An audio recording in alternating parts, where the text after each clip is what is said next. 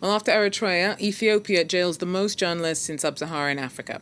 Despite the risks, one of its last remaining independent media outlets, Addis Standard, has won the US's National Endowment for Democracy Award for its journalists' resilience and courage working under a difficult media landscape. A team from the Addis Standard hopes to travel to Washington in September to accept the award. Our correspondent Tom Canetti sat down with Editor-in-Chief Yonas Kedir. Yonas Kedir, thank you for joining us and congratulations on winning the National Endowment for Democracy Award. Thank you, Tom, for having me.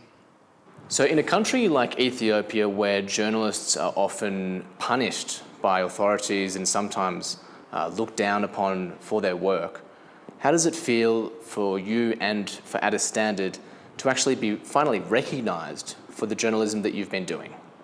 It is both humbling and deeply encouraging.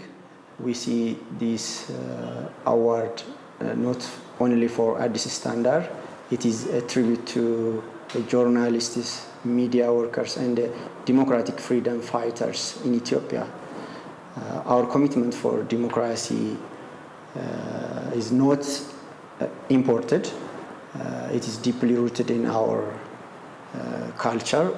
But it does seem that there are problems with democracy in Ethiopia, hence why this award was granted to you and to Addis Standard for fighting for democracy in Ethiopia.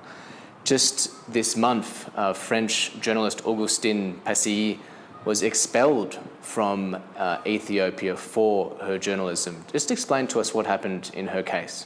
She expelled from Ethiopia after she was traveled to Tigray. Shire.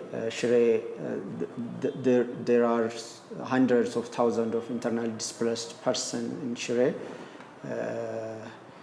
So she report on civilian experience there.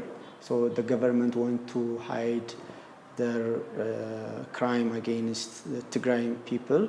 So it seems like with international journalists, they are sometimes expelled from the country, but the risk for Ethiopian journalists seems to be much higher.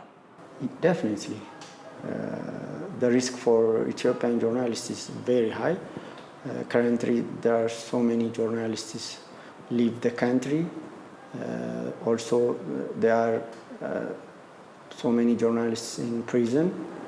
The government security apparatus intimidates journalists continuously.